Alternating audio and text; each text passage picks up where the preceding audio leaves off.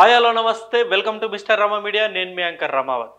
Yes, జగన్ను భయపెడుతున్న Jethwani case. Yes, ఇప్పుడు ప్రస్తుతం వచ్చేసి ఆంధ్ర రాష్ట్రంలో ఇది చాలా సంచలనం అవుతున్న న్యూస్. ఇది జత్వాని కేసు, ముంబై నటి జత్వాని కేసు ఇప్పుడు చాలా సంచలనం అవుతుంది ఆంధ్ర రాష్ట్ర రాజకీయాల్లో. అండ్ ఎప్పుడైతే ముగ్గురు ఐపీఎస్ అధికారులని సస్పెండ్ చేశారో అప్పటి నుండి కూడా ఈ న్యూస్ అనేది చాలా హాట్ టాపిక్ అయిపోయింది. సో ఎందుకు జగన్ గారిని ఈ కేసు ఇంతలా ఎందుకు భయపెడుతుంది? నిజంగా ఈ కేసు ఇప్పుడు జగన్ మెడకు చుట్టుకోబోతుందా అనే అంశం గురించి ప్రస్తుతం ఈ వీడియోలో మనం డిస్కస్ చేద్దాం. ముందుగా ఈ అంశం మీద మీ అభిప్రాయాన్ని కూడా ఖచ్చితంగా కింద కామెంట్ రూపంలో తెలియజేయండి. నిజంగా టీడీపీ పార్టీ లేకపోతే కూటమి ప్రభుత్వం కక్షపూరితంగానే ఐపీఎస్ అధికారులను సస్పెండ్ చేసిందా, లేకపోతే నిజంగానే వాళ్ళ పాత్ర ఉంది కాబట్టి సస్పెండ్ చేసిందా అనే అంశం కూడా మీ అభిప్రాయాన్ని ఖచ్చితంగా కింద కామెంట్ రూపంలో తెలియజేయండి. అలాగే నా ఛానల్ని మీరు సబ్స్క్రైబ్ చేయని వాళ్ళు ఉంటే తప్పకుండా సబ్స్క్రైబ్ చేసుకోండి. ఇక మ్యాటర్లోకి వెళ్ళిపోదాం. ఎప్పుడైతే కూటమి ప్రభుత్వం అధికారంలోకి వచ్చిన 1 or 2 months తర్వాత అనుకుంటా ఈ న్యూస్ అనేది చాలా సెన్సేషనల్ అయిపోయింది. టీవీ5లో ఎప్పుడైతే జత్వాని గారు లైవ్లోకి వచ్చి ఆమెకు జరిగిన బాధని, ఆమె పడ్డ కష్టము, ఆమె పెట్టిన చిత్రహింసల గురించి ఎప్పుడైతే టీవీ5 లైవ్లో ఆమె బయటకు వచ్చి చెప్పిందో ఆ రోజు నుండి ఈ రోజు వరకు కూడా ఈ కేసు అన్నది రోజు రోజుగా చాలా సంచలనము క్రియేట్ చేస్తుంది. కేవలం ఒక ముంబై నటి గురించి ఐపీఎస్ అధికారులను ముగ్గురిని సస్పెండ్ చేశారు. చూడండి కేసు ఎంత బలంగా ఉందో. సో ఒకసారి మనం చూసుకున్నట్టయితే ఆల్రెడీ మన అందరికీ తెలిసిందే, ముగ్గురు ఐపీఎస్ అధికారులని ఈమెను చిత్రహింసలు గురి చేశారని చెప్పేసి ఆల్రెడీ సస్పెండ్ చేశారు. క్రాంతి రాణా, విశాల్ గున్ని, అలాగే ముగ్గురు ఐపీఎస్తో పాటు సీఎంఓలో 2 నిందితులుగా చేర్చే అవకాశం. చాలా అంటే ఈ అంశం గురించి మనము కంప్లీట్గా మాట్లాడదాం. సో ఆల్రెడీ ముగ్గురు సస్పెండ్ అయ్యారు ఐపీఎస్ అధికారులు. ఈమెకు గతంలో చిత్రహింసలు పెట్టారు, విజయవాడకి తీసుకొచ్చి చిత్రహింసలు పెట్టారని, ఇంకా ఎఫ్ఐఆర్ కాకముందే, ఎలాంటి విచారణ చేయకముందే, దాని ముందు రోజే ముంబైకి వెళ్ళిపోయి అక్కడే ఫ్లైట్లో ముంబైకి వెళ్ళిపోయి ఆమెను విజయవాడ తీసుకొచ్చి దాదాపుగా 40 రోజులుగా ఆమెను బంధించారు అని చెప్పేసి రీసెంట్గా ఆమె కంప్లైంట్ ఇవ్వడం, ఆ కంప్లైంట్ ఆధారంగా విచారణ చేసి ఆ ముగ్గురు ఐపీఎస్ అధికారులని సస్పెండ్ చేయడం, ఇవి రీసెంట్గా జరిగిన పరిణామాలు. ఇప్పుడు ఇది అటు తిరిగి ఇటు తిరిగి ఇప్పుడు జగన్ గారి కోటరీకి లింక్ చేయబోతుంది. అంటే జగన్ గారి కోటరీ అంటే జగన్ గారు ఎవరైతే జగన్ గారి చుట్టుపక్కల గతంలో ఉన్నారో ముఖ్య నేతలు, వాళ్ళు మెడకు చుట్టుకునే అంశంలా మారిపోయింది.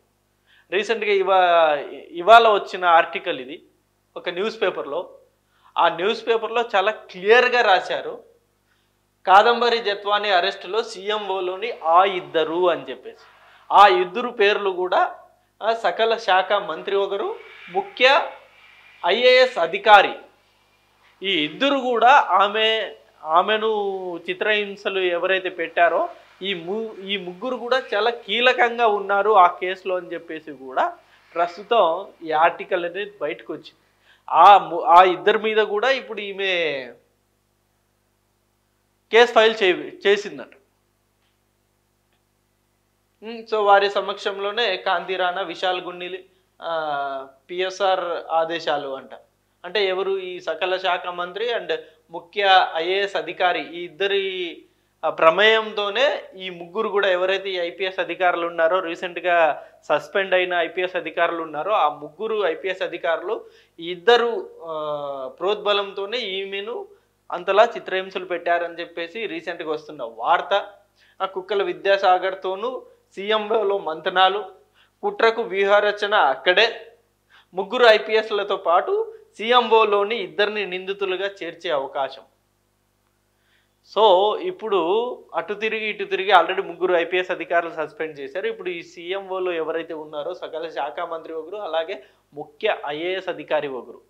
సో 2 కూడా త్వరలో ఈ కేసులో అటాచ్ చేసి వాళ్ళని కూడా త్వరలో జైలుకి పంపే అవకాశాలు ఉన్నాయని చెప్పేసి స్పష్టంగా రాయడం జరిగింది. ముంబై ముంబైకి చెందిన సినీ నటి కాదంబరి జత్వానిపై అక్రమ కేసు బనాయింపు అరెస్టు వేధింపుల వ్యవహారంలో నాటి ముఖ్యమంత్రి కార్యాలయం సీఎంఓలోని ఇద్దరు వ్యక్తులు కీలకంగా వ్యవహరించినట్లు పోలీసు గుర్తించారు. వారిలో ఒకరు సకల శాఖ మంత్రిగా పేరుకొందిన సలహాదారు కాగా మరొకరు గత 5 ఏళ్లలో సీఎంఓలో అన్ని తానే వ్యవహరించిన ఐఏఎస్ అధికారి. వీరి సమక్షంలోనే జనవరి 31వ నాటి 31వ నాటి పిఎస్ఆర్ ఆంజనేయులు, అప్పటి విజయవాడ సిపి కాంతిరాణా, డీసీపీ విశాల్ గున్ని సీఎంఓలు పిలిపించి మరి జత్వాన్ని అరెస్ట్ చేయాలంటూ ఆదేశాలు ఇచ్చినట్లు దర్యాప్తులో తేలింది. అంతకంటే 2-3 రోజుల ముందే కుక్కల విద్యాసాగర్ను సీఎంఓకు పిలిపించి మొత్తం వ్యవహారాన్ని వివరించినట్లు గుర్తించారు. ఈ అడిగిన సమయంలో ఈ భేటీలు జరిగిన సమయంలో అందరి టవర్ లొకేషన్లు ఒకే చోట చూపించినట్లు సాంకేతికంగా ఆధారాలు పోలీసులు సేకరించారు. విశాల్ గున్ని ఇచ్చిన లిఖిత పూర్వ వాంగ్మూలంలో కీలక విషయాన్ని విస్మరించినట్లు పోలీసులు ఉన్నతాధికారులు భావిస్తున్నారు. కాంతిరాణా, విశాల్ గున్నిలను పిఎస్ఆర్ ఆంజనేయులు సీఎంఓకు పిలిపించి జత్వాని వ్యవహారం అప్పగించిన సమయంలో సకల శాఖ మంత్రిగా పేరొందిన సలహాదారు ఇది ముఖ్యమంత్రికి అత్యంత సన్నిహితులు సంబంధించిన వ్యవహారం, చాలా రహస్యంగా చేపట్టాలి, అందుకే మీకు అప్పగిస్తున్నాం, మీకేం కావాలో మేము చూసుకుంటామని స్పష్టంగా చెప్పడంతో తాము అందులో తలదూర్చాల్సి వచ్చిందంటూ లిఖిత అభియోగాలు ఎదుర్కొంటున్న ఓ ఐపీఎస్ అధికారి తన సన్నిహితులతో చెప్తున్నట్లు పోలీసులు గుర్తించారు. ఆయన్ని విచారిస్తే జనవరి 31న సీఎంఓలో ఏం జరిగింది, ఈ కుట్రలో ఇంకా ఎవరెవరి పాత్ర ఉంది, అసలు సూత్రధారులు ఎవరు వంటి కీలక అంశాలు వెలుగు చూస్తాయని పోలీసులు భావిస్తున్నారు. చూడండి, ఒక లేడీని నిజంగా టార్గెట్ చేసుకొని వీళ్ళు నిజంగా ఐపీఎస్ చదువులు చదివారు కదా, ఇంత పెద్ద స్థాయి చదువులు చదివిన వ్యక్తులు ఒక లేడీని ఈ విధంగా గతంలో రాజకీయ నాయకులు చెప్పినట్టుగా విని ఇప్పుడు వాళ్ళు ముగ్గురు సస్పెండ్ అవ్వడమే కాకుండా నిజంగా ఈ ఐపీఎస్ల ఎవరైతే వీళ్ళని ఇన్స్పిరేషన్గా తీసుకుంటారో వాళ్ళలో కూడా వాళ్ళకు ఒక చెడ్డ పేరు వచ్చేసింది. మోస్ట్ పవర్ఫుల్ ఈ ఇద్దరు కూడా ఎవరైతే ఈ విశాల్ గున్ని క్రాంతిరాణా ఉన్నారో మోస్ట్ పవర్ఫుల్ ఐపీఎస్ అధికారులు వాళ్ళు. సో ఈ కేసులో ఇరుక్కొని రాజకీయ నాయకులు మాటలు విని ఈ కేసులో ఇరుక్కొని వాళ్ళు సస్పెండ్ అయ్యారు. ఎంత అవమానకరం, వాళ్ళు ఎంత కష్టపడితే ఐపీఎస్ సాధిస్తారు చెప్పండి. సో ఇప్పుడు ఇద్దరు మాత్రమే కాదు, సీఎంఓలో ఉన్న మరో ఇద్దరు కూడా త్వరలో ఈ కేసులో ఇన్వాల్వ్ కాబోతున్నారు, అంటే ఇద్దరిని అటాచ్ చేయబోతున్నారు, వాళ్ళు కూడా భవిష్యత్తులో జైలుకు వెళ్ళే అవకాశం ఉందని చెప్పేసి కూడా ఈ ఆర్టికల్ ఇవాళ రావడం జరిగింది. మొత్తం ఈ వ్యవహారం మొత్తం సీఎంఓ నుండే నడిపించారు. అందరి లొకేషన్స్ గూగుల్ టేక్అవుట్లో చూస్తే అందరి లొకేషన్స్ ఒకే దగ్గర ఉన్నాయి. సో ఇందులో అందరూ ఇన్వాల్వ్ అయ్యి ఆమెను ఇబ్బంది పెట్టారని చెప్పేసి కూడా రీసెంట్గా ఇప్పుడు విజయవాడ పోలీసులు భావిస్తున్నారు. సో దాని ఆధారంగానే ఇప్పుడు సీఎంఓలో గతంలో పనిచేసిన కీలకమైన వ్యక్తుల్ని కూడా ఇప్పుడు ఈ కేసుకు సంబంధించి వాళ్ళను కూడా త్వరలో విచారణ చేయబోతున్నారు అండ్ వాళ్ళని కూడా అరెస్ట్ చేయబోతున్నారని చెప్పేసి కూడా ఇప్పుడు రీసెంట్గా న్యూస్ అయితే వస్తుంది. సో ఏది ఏమైనప్పటికీ ఇలాంటి కేసులు నిజంగా బయటికి రావడం ఏ పార్టీకి కూడా అంత మంచిది కాదు. ముఖ్యంగా వైఎస్ఆర్సీపీ పార్టీ ఇప్పుడు ఓడిపోయి 11 స్థానాలకి పరిమితమైంది.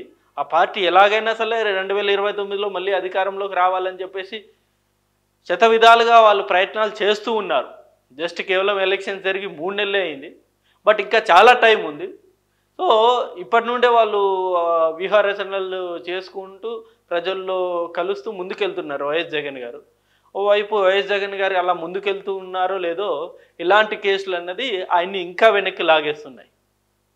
సో ఇలాంటి కేసులు రావడం అన్నది కూడా ప్రతి ఒక్క పార్టీకి పెద్ద మచ్చే. ఇప్పుడు ఐఏఎస్ ఐపీఎస్ అధికారులు అందరికీ కూడా ఎవరెవరైతే ఇన్వాల్వ్ అయ్యారో వాళ్ళందరికీ పెద్ద మచ్చ. వాళ్ళకే కాకుండా ఎవరైతే పొలిటికల్గా ఇన్వాల్వ్ అయ్యారో వాళ్ళందరికీ కూడా ఇది పెద్ద మచ్చలే. సో ఖచ్చితంగా ఈ జత్వాని కేసు అయితే వైఎస్ఆర్సీపీ పార్టీలో అయితే పెద్ద భూకంపాలే సృష్టించేలా ఉన్నాయి. ఇప్పట్లో ఈ కేసుని ఆంధ్ర ప్రభుత్వం కూటమి ప్రభుత్వం ఇప్పట్లో వదిలేసేలా లేదు. ఖచ్చితంగా ఇందులో ఎవరెవరైతే ఇన్వాల్వ్ అయి ఉన్నారో కింది స్థాయి నుండి పై స్థాయి నాయకుల వరకు, కింది స్థాయి ఎస్ఐ నుండి ఇటు ఎస్పీ కావచ్చు, లేకపోతే డిఐజీ కావచ్చు, ఇలా ఏ రేంజ్ ఆఫీసర్ అయినా సరే వాళ్ళని వెంటనే సస్పెండ్ చేయడము, వేరే దగ్గరికి బదిలీ చేయడము, ఇలా ఆల్రెడీ చకచక జరిగిపోతున్నాయి. సో ఈ కేసుని మాత్రం ఖచ్చితంగా చాలా సీరియస్గానే దర్యాప్తు చేస్తున్నారు కూటమి ప్రభుత్వం.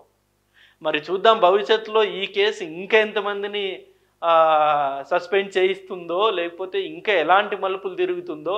ఇప్పుడు సీఎంఓ చుట్టూ ఈ కేసు తిరుగుతోంది. మరి సీఎంఓలో ఉండే నాయకులు, అధికారులు కూడా త్వరలో ఏమన్నా జైలుకి వెళ్ళే అవకాశం ఉందా అనేది భవిష్యత్తులో మనకు తెలుస్తుంది. అండ్ ఇది ఈ వీడియో. అండ్ ఈ అంశం మీద మీ అభిప్రాయాన్ని కూడా ఖచ్చితంగా కింద కామెంట్ రూపంలో తెలియజేయండి. And thank you for watching this video. Thank you.